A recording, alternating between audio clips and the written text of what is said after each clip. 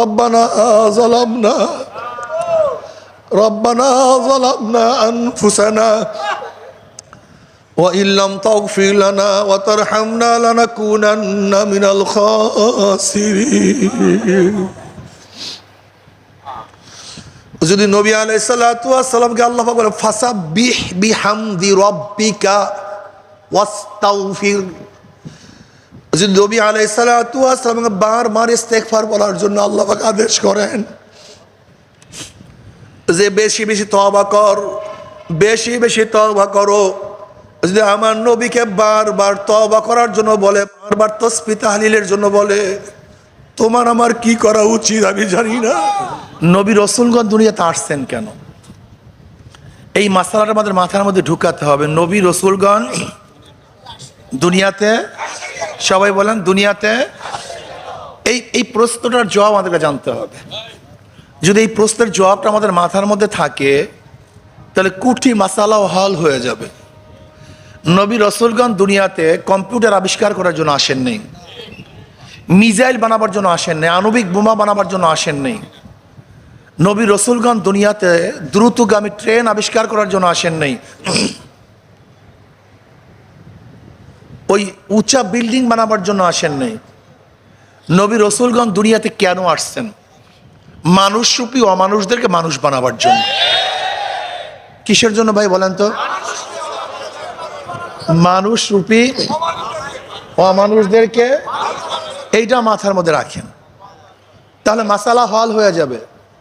অনেকে মনে করেন হুজুরদের খাইলে খালি কাম নাই, খালি নামাজ, খালি রোজা, খালি জিকির আসকার, এইগুলো নিয়ে হুজুররা ব্যস্ত থাকে, দুনিয়ার কোনো কাজ নাই। যেহেতু ওলামায়ে কেরাম নবীর ওয়ারিস, নবীরা যেই কাজের জন্য আসছেন ওলামায়ে কেরাম সেই কাজকে প্রাধান্য দেয়। কি ঠিক না? কি বলছিলাম যে নবী রাসূল কেন আসছেন ভাই বলেন তো? হয় নাই, জবাব হয় নাই। মানুষ রূপী, তার মানে মানুষের রূপ হইলে মানুষ, মানুষের রূপ হইলে, ফেরাউনের রূপ কেমন ছিল? কিন্তু মানুষ না। নমরুদের চেহারা কেমন ছিল? কিন্তু মানুষ না। কারুনের চেহারা কেমন ছিল? কিন্তু আবু জাহালের চেহারা কেমন ছিল? এ তো নবীর বংশের ছিল। আবু লাহাব তো নবীর আপন চাচাই ছিল, আপন চাচা আবু লাহাব। ওতবা ওদাবা তো নবী আলাইহিস সালাতু ওয়াস সালামের দুই জামাতা ছিল, মানুষ রূপী কিন্তু মানুষ না। মানুষের রূপের নাম মানুষ না। যদি মানুষের রূপের নামই মানুষ হয় তা কেন কারণ মানুষ হবে না? কেন সাদ্দাদ হামান কেন মানুষ হবে না? আবু জাহাল কেন মানুষ হবে না? ফেরাউন কেন মানুষ হবে না? কাজে মানুষের রূপের নাম মানুষ না। দেখুন ওমর ইবনে খাত্তাব রাদিয়াল্লাহু আনহু চেহারা তো মানুষের মতোই ছিল, কিন্তু নবী আলাইহিস সালাতু ওয়াস সালাম হত্যা করার জন্য রওনা করছে। এ ভালো মানুষ না খারাপ মানুষ? অথচ ঈমান আনার পর, ইসলাম গ্রহণ করার পর এই ব্যক্তি এত ভালো হয়ে গেছেন, এত দামি হয়ে গেছেন, এখন তার কথা বাতাসে শুনে, পানিতে শুনে, মাটিতে শুনে। কি কথা ঠিক না? ওমর এত দামি হয়ে গেছেন, ওমরের মত অনুযায়ী কোরআন আয়াত নাজিল করে। ওমর এত দামি হয়ে গেছেন, ওমর যে ফয়সালা দেয় আল্লাহ পাক সেই ফয়সালাকে পছন্দ করেন। ওমর এত দামি হয়ে গেছে, আল্লাহ নবী আলাইহিস সালাতু কি বললেন? আমার পরে কেউ নবী হইলে ওমর নবী হয়ে যেত। আচ্ছা, ইসলাম গ্রহণ করার আগে ওমরের যে চেহারা ছিল, ইসলাম গ্রহণ করার পরে কথা বললেন, নাক, কান, চক্ষু, অবয়ব, কিন্তু ওমরের মধ্যে এমন কি পরিবর্তন আসছে, এখন ওমরের কথা বাতাসে শুনে, মাটি শুনে, খোদ আল্লাহ পাক তার ফয়সালাকে পছন্দ করেন। এইটা মনে রাখতে হবে। এইটার নাম কলম। এইটার নাম কি? এই তোলাবাড়া। সাধারণ মানুষ খুব ভালো মতো বুঝবেন, বোঝার চেষ্টা করবেন। জামাতের সাথে এক ব্যক্তি নামাজ পড়লে বিনা জামাতে নামাজ পড়ার চেয়ে 25 গুণ সওয়াব বেশি। অন্য রওয়ায়াতের মধ্যে আসছে 27 গুণ সওয়াব বেশি। ঘটনা কি? বলবেন হুজুর কলবের কারণে, তাকওয়ার কারণে। তাকওয়া কোথায় থাকে? আর তাকওয়া হা হুনা। কোথায় থাকে? কলব, এই খুব ভালো মতো বুঝবেন। তা যেই ব্যক্তির কলব ভালো তার ইবাদতের পাওয়ার নাকি একই বীজ, একই সার, একই ঔষধ। আচ্ছা বলেন তো, একই ঔষধ, একই সার, একই বীজ বিভিন্ন জমিনের মধ্যে আপনি বীজ রোপণ করছেন, সব জায়গায় ফসল সমান হবে? কেন? বীজ তো এক, ফসল তো এক, তাই ফসল সমান হবে না কেন? বীজ এক কিন্তু ফসল দিবে জমি অনুযায়ী। যেই জমির মান যেরকম, কথা বলেন, যেই জমিনের মান যেরকম। আচ্ছা বলেন তো, একটা গাভীকে আপনি একই ধরনের খানা খাওয়ান, একই ঢঙ্গের, একই ডিজাইনের, এক গাভী দুধ দেয় 3 কেজি, ওই একই খানায় আর এক গাভী দেয় 40 কেজি। এ কি খানার কারণে না জাতের কারণে? তার মানে খানা তো এক, কিন্তু জাতের কারণে দুধ বৃদ্ধি হয়ে যায়, জমির কারণে ফসল বৃদ্ধি হয়ে যায়। কথাটা বুঝাতে পারি না? একই নামাজ সবাই পড়ি, একই তেলাওয়াত সবাই করি, একই ইবাদত সবাই করি। আবু বকর রাদিয়াল্লাহু একই ইবাদত করতেন। হযরত নবী আলাইহিস সালাতু ওয়াস সালাম একদিন আম্মাজান আয়েশাকে বলতেছেন, আয়েশা, এই তারকা পরিমাণ জানো কার নেক আছে? এই তারকা পরিমাণ, আকাশের গোটা তারকা পরিমাণ। আম্মাজান মনে মনে ধারণা ছিল আমার আব্বুর কথা বলবেন, আবু বকর রাদিয়াল্লাহু কথা বলবেন, কিন্তু নবী আলাইহিস সালাতু বলে এই পরিমাণের নেক ওমরের আছে। কার আছে? মনটা একটু খারাপ। এবার নবী আলাইহিস সালাতু বললেন, তুমি কি জানো আয়েশা, এই গোটা আকাশের তারকা পরিমাণের এক রাত্রের নেক কার আছে? সেটা আবু বকরের। আচ্ছা বলেন তো, এক ব্যক্তি এক রাতে কি পরিমাণ ইবাদত করতে পারে? কত নামাজ পড়তে পারে, কত ইবাদত, কত জিকির করতে পারে? আমাকে বলুন তো। রাত্র তো একটা, রাত্র তো একটাই, কিন্তু আবু বকরের নেক এত বৃদ্ধি কেন? ওই ইবাদতের কারণে নয়, আবু বকরের কলবের কারণে নেকের পাওয়ার বাড়িয়ে গেছে। কথাটা ক্লিয়ার? একজনের নেক নবী মুহাম্মদ সাল্লাল্লাহু আলাইহি ওয়াসাল্লামের প্রত্যেকটা উম্মতের একটা নেককে আল্লাহ পাক 10 দ্বারা কমন ভাবে গুণ করেন। কেমন ভাবে? কমন। যে কোনো উম্মতে মুহাম্মদ একটা নেক করবে, সেটা কয় হয়ে যাবে? 10। এটা কমন, এটা সাধারণ। নবী আলাইহিস সালাতু ওয়াস সালাম যত উম্মত আছে, এই উম্মতরে একটা নেক করবে, প্রত্যেকটা নেককে 10 দ্বারা গুণ দেওয়া হবে। 10 থেকে 100, 100 থেকে 700, 700 থেকে যালিকা ফাদলুল্লাহি ইউতিহি মান ইয়াশা।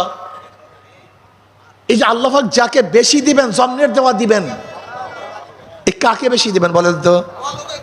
কথা এতক্ষণ কি বুঝাইলাম? কথা বলেন, কাকে? যার কলবের মান যত ভালো তার নেক তত বেশি। যেই গরুর মান যত বেশি, গরুর মান যত ভালো, অল্প খাদ্যের দুধ তত। যেই জমিনের মান যত ভালো, অল্প সারে সেখানে ফসল তত বেশি। যেই কলবের মান যত ভালো, অল্প ইবাদতে তার মান, নেকের মান অনেক বেশি। কথাটা ক্লিয়ার বুঝাতে পারছি? তা খেলা কিসের? কলবে। এই অবয়বের কোনো দাম নেই। এই অবয়ব, এই যে চেহারা, এর কোনো দাম নেই।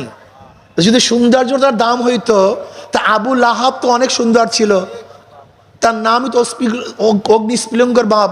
আবু লাহাব অগ্নিশিখার বাপ, অনেক চেহারাওয়ালা, অনেক আকর্ষণীয়। যদি জ্ঞানের নাম মানুষ হইতো, তো আবুল হাকাম, আবু জাহেলকে বলা হয়তো জ্ঞানীদের বাপ।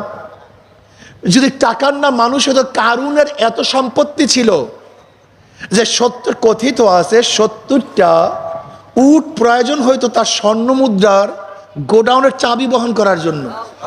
যদি ক্ষমতার নাম মানুষ হইতো, তাই ফেরাউনের তো এত ক্ষমতা ছিল, 70,000 বনি ইসরাইলের নিষ্পাপ সন্তানকে হত্যা করছে, প্রতিবাদ করার ক্ষমতা কারণ নেই। তা ক্ষমতার নাম মানুষ না, টাকার নাম। যদি বেশি হায়াতের নাম মানুষ হইতো, তাহলে সে ফেরাউন তো 700 বছর হায়াত পাইছে, তার বেশিও হায়াত পাইছে। এর নাম মানুষ না। আগে মাথার মধ্যে নাও, ধনীর নাম মানুষ না। যদি বংশের নাম মানুষ হইতো, তা আবু জাহেলও যেই বংশের, নবী আলাইহিস সালাতু ওয়াস সালাম একই বংশের, বংশের নাম মানুষ না, জানার নাম মানুষ না। টাকার নাম মানুষ না, ক্ষমতার নাম। অথচ বেলালে হাফসি গোলাম, নিজেও গোলাম, বাবায় গোলাম, দাদায় গোলাম। কালো হাফসার লোক, দেখছেন কালো লোকের অবস্থাটা কি? একেবারে জন্মের কালোর কালো ছিল, 1 টাকার মালিক না, কিন্তু কেমন দামি। বেলালে হাফসি হাটে জমিনের মধ্যে, পায়ের আওয়াজ আরশের মধ্যে।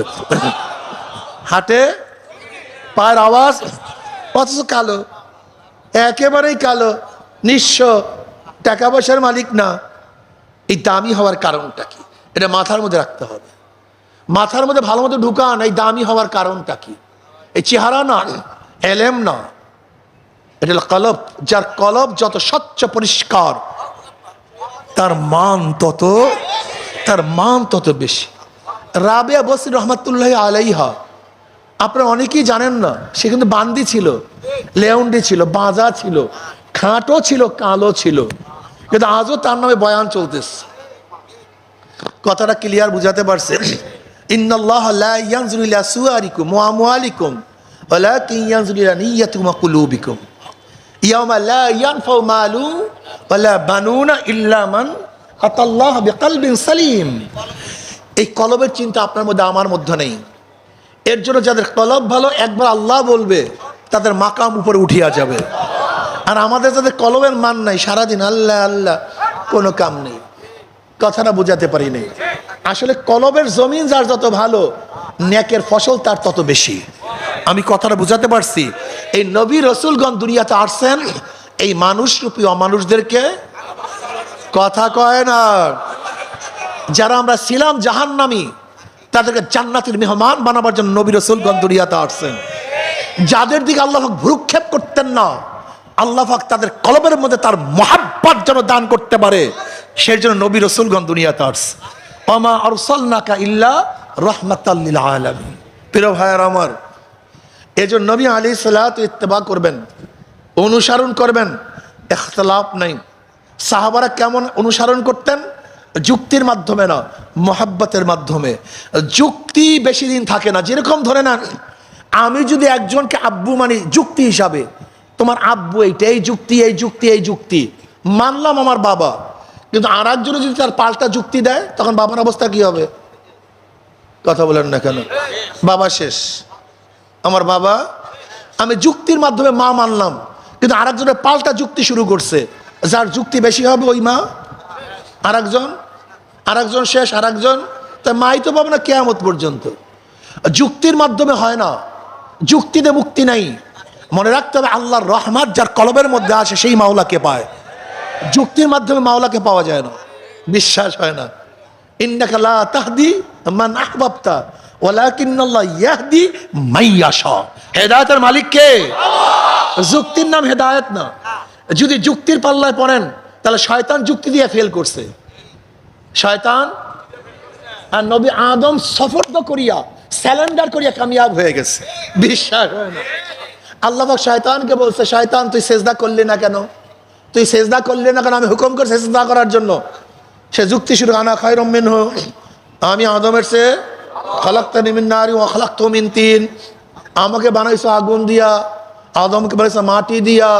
আগুনের গতি উপরের দিকে, মাটির গতি নিচের দিকে, আমি কেন আদমকে সেজদা করব? আদম আমাকে সেজদা করবে। যুক্তি। কথা বলেন না কেন? কি মুক্তি পাইছে না জাহান্নামে হয়ে গেছে? আচ্ছা বলেন তো, আদমের কাছে যুক্তি ছিল না? আদমের কাছে যুক্তি ছিল কি ছিল না? কঠোর, অখণ্ডনীয়, অকট্ট যুক্তি ছিল। কেমন যুক্তি? যদি আল্লাহকে আদম বলতে, আল্লাহ আমাকে বানাইছে কে? আমি কি তোমাকে বলছি আমাকে বানাও? আচ্ছা বলেন তো, আদমকে কে বানাইছে? না, আদম বলছে আমাকে বানাও। কথা বলেন না, আল্লাহর ইচ্ছায় বানাইছে। এখানে আদমের কোন ইচ্ছা? মারাত্মক যুক্তি। তুমি আমাকে বানাইছো কেন? বানাইছো কেন বলো? কেন বানাইছো বলো? অখণ্ডনীয় যুক্তি। এবার যদি বলতো, আল্লাহ বেশ ভালো কথা, আমাকে বানাইছো, জান্নাতে দিছো কেন? আমি বলছি আমাকে জান্নাতে দাও। জান্নাতে দিছে কে? বেশ ভালো কথা, জান্নাতে দিছে। আমি কি বলছি আমার জন্য ওই গন্ধম গাছ লাগাও? গন্ধম গাছ লাগাইছে কে? আচ্ছা বলো তো, গন্ধম গাছ লাগাইছো, আমি কি বলছি নিষেধ করো? আমাকে নিষেধ করো, এটা খাইও না। নিষেধ করছে কে? আচ্ছা বেশ ভালো কথা, নিষেধ করছো, আবার শয়তানকে লাগাই দিয়েছো কেন? আমি কি বলছি শয়তানকে লাগাইয়া দাও? শয়তানকে লাগাইছে কে? সব করছে কে?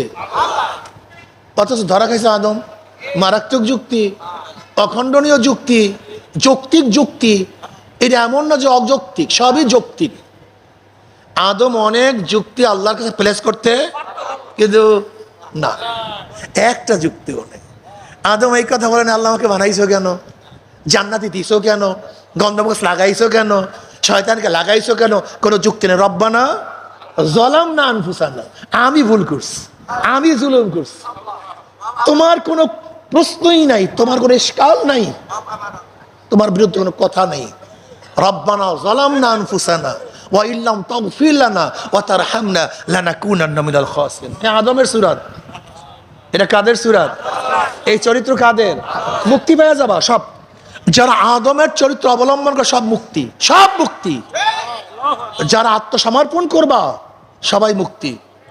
আর যারা বলবো এত নামাজ পড়া যায়, এই জমানায় মানা যায়, এই জমানায় পর্দা করা যায়, এই জমানায় কিছু ঘুষ না খাইয়া পারা যায়, কিন্তু সুদ ছাড়া চলা যায়, এই জমানায় কি মেয়েদের সাথে আড্ডা না মারিয়া মারা যায়, এই জমানায় দাড়ি রাখা যায়, এই জমানায় আধুনিক না সাজলে চলা যায়, এই যারা যুক্তির পিছনে পড়বা সব শয়তানের গোষ্ঠী।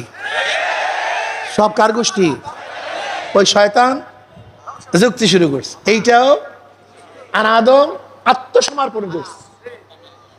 যারা বলবে আল্লাহ আমি দুর্বল, তুমি যা হুকুম করছো তৌফিক দাও আল্লাহ, তৌফিক দাও আল্লাহ, আমি চেষ্টা করব। কি দাও? তৌফিকে তাওবাত হামজে, তুমি আমাকে তৌফিক দাও। আমি পারবো না, আমি তোমার কথা চলার জন্য পাগল হয়ে গেলাম। যাও, আমি শুরু করলাম, জানি না আমি পারবো কি পারবো না, বুঝাতে পারি না, বুঝাতে পারি না। বাবা বাজার নিয়ে আস, বাবা 2 ব্যাগ হাতে। এখন ছোট বাচ্চা দৌড়ে গেছে, আব্বু আমার কাছে দেন, আমার কাছে দেন, আমার কাছে দেন। কিসের কারণে? আব্বু জানে, আব্বু জানেও পারবে না, কিন্তু বাচ্চাও ছাড়ে না, বাচ্চাও।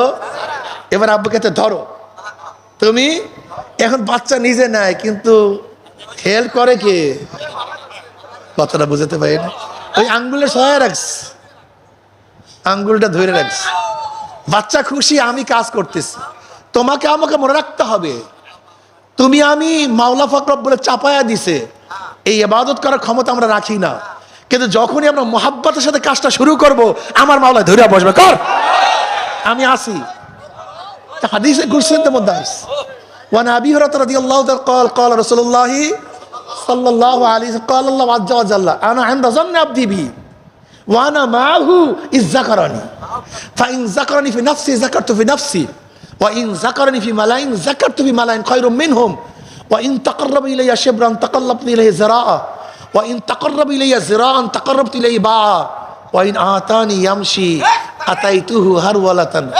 সিয়াসাতটার সমস্ত হাদিসের কিতাবের মধ্যে আসছে, সমস্ত হাদিসের কিতাবের মধ্যে হাদিস আসছে, হাদিসে কুরসি। আল্লাহ কি কয়? যখন তুই আমার দিকে 1 বিলাস অগ্রসর হবি, আমার রহমত তোর দিকে 1 হাত চলে যাবে। যখন তুই আমার দিকে 1 হাত অগ্রসর হবি, আমার রহমত তোর দিকে 2 হাত অগ্রসর হয়ে যাবে। যখন তুই আমার দিকে হাঁটিয়ে হাঁটিয়ে রওনা করবি, আমার রহমত দৌড়িয়ে গিয়ে তোকে কোলে টানিয়ে নেবে, হেল্প করবে আল্লাহ। ওই ছোট বাচ্চার ব্যাগ টানার মতো তুমি ধরবা, বাবা জাগাইবে। তুমি ভাবছো তুমি করো না, তুমি ভাবছো আমি করি না। এ যাওয়ার তৌফিক কে দিছে? এই সেজদা দেওয়ার তৌফিক কে দিছে? বিশ্বাস হয় না, এর জন্য আস্তে গো আল্লাহ কে দিছে? যদি আল্লাহ না দেয়, তোমার আপন ভাই নামাজ পড়ে না, তুমি কেন নামাজ পড়ো? প্রশ্নের জবাব দাও, জবাব দাও। একই মার সন্তান, একই বাবার সন্তান, এক ভাই নামাজ পড়ে, আরেক ভাই কেন পড়বে না? হ্যাঁ, বিয়াকুল। যে আমার মাওলাই না তৌফিক দেয়, তোমার বাবাই নামাজ পড়ে না, তুমি কেন নামাজ পড়ো? যদি মাওলায় তৌফিক না দেয়, তোমার বাবায় দাড়ি রাখে না, তুমি সন্তান হইয়া কেন দাড়ি রাখো? যদি মাওলায় তৌফিক নাই দেয়, তুমি মেয়ে হয়ে পর্দা করো, তোমার মা কেন পর্দা করে না? যদি মাওলায় তৌফিক নাই দেয়, তোমার জবানে জিকির তোমার বাবার কেন জবানে জিকির নাই? বুঝাতে পারি না। তৌফিক কে দিছে? এর জন্য সব সময় মাওলার দিকে ঝুঁকিয়া থাকিও, কান্নাকাটি করিও। মাঝে মাঝে রব্বানা যালামনা আনফুসানা ওয়া ইল্লাম তাগফির লানা ওয়া তারহামনা লানাকুনান্না মিনাল খাসিরিন। যদি নবী আলাইহিস সালাতু ওয়াস সালামকে আল্লাহ পাক বলে ফাসাব্বিহ বিহামদি রাব্বিকা ওয়াস্তাগফির, যদি নবী আলাইহিস সালাতু ওয়াস সালামকে বারবার ইস্তেগফার বলার জন্য আল্লাহ পাক আদেশ করেন যে বেশি বেশি তওবা কর, বেশি বেশি তওবা করো। যদি আমার নবীকে বারবার তওবা করার জন্য বলে, বারবার তাসবিহ তাহলিলের জন্য বলে, তোমার আমার কি করা উচিত আমি জানি না, আমি জানি না। ফাসাব্বিহ বিহামদি রাব্বিকা ওয়াস্তাগফির। এর জন্য তোমার আমার বেশি বেশি তওবা করা উচিত। ওয়া কুনু মা'আস সাদিকিন, একজন হক্কানি আল্লাহ ওয়ালার সোহবতে থাকিও। আমি চরমোনাই বুঝি না, চরমোনায় দাওয়াত প্রশংসা করার জন্য এখানে আসি নাই। চরমোনায় যাওয়ার তোমার কোনো দরকার নাই। তুমি যার কাছে গিয়া পারো গুনার কাম সারো, নেকের আমল ধরো, কলব নরম করিয়া চোখে পানি নিয়া মাওলার কবরে যাইও। যেরকম দুনিয়ার ঘরে আগুন লাগলে পানি সানা নিবানো যায় না, ঠিক তদ্রূপ তোমার এবং আমার গুনার দ্বারা যে জাহান্নামের আগুন জ্বলিয়া রইছে, চোখের পানি ও সারা কিন্তু জাহান্নামের আগুন নিবানো সম্ভব না। কাজে আমার জন্য দোয়া চাই, আমিও দোয়া করি। সবাই সবার জন্য প্রাণ খুলিয়া দোয়া করো, যেন কিয়ামতের ময়দানে গলাগলি বাঁধিয়া মাওলা একসাথে জান্নাতে যাওয়ার তৌফিক দিয়া দেয়। আল্লাহুম্মা আমিন, আল্লাহুম্মা আমিন, আল্লাহুম্মা আমিন। ও আমার পর্দার মা বোনেরা, দুই হাত তুলিয়া মাওলার দরবারে কান্দো আর মাওলার কাছে মাপ চাও। রব্বানা যালামনা আনফুসানা ওয়া ইল্লাম তাগফির লানা ওয়া তারহামনা লানাকুনান্না মিনাল খাসিরিন। আল্লাহ আমাদের গুনাহ খাতা মাফ করিয়া দেন, আল্লাহ আমাদের গুনাহ খাতা মাফ করিয়া দেন। আল্লাহ গুনার থেকে বাঁচিয়া থাকার তৌফিক দিয়া দেন।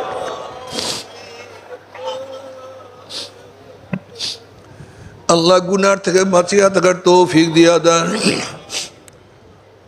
আল্লাহ আমরা যতই গুনাহ করি না কেন, আমাদের গুনার সীমা আছে, সংখ্যা আছে। তোমার রহমতে কোনো সীমাও নাই, সংখ্যাও নাই। আমাদের গুনার দিকে না তাকাইয়া তোমার রহমতের দিকে তাকাইয়া তুমি আমাদের জিন্দগির সমস্ত গুনাহ খাতা মাফ করে দাও।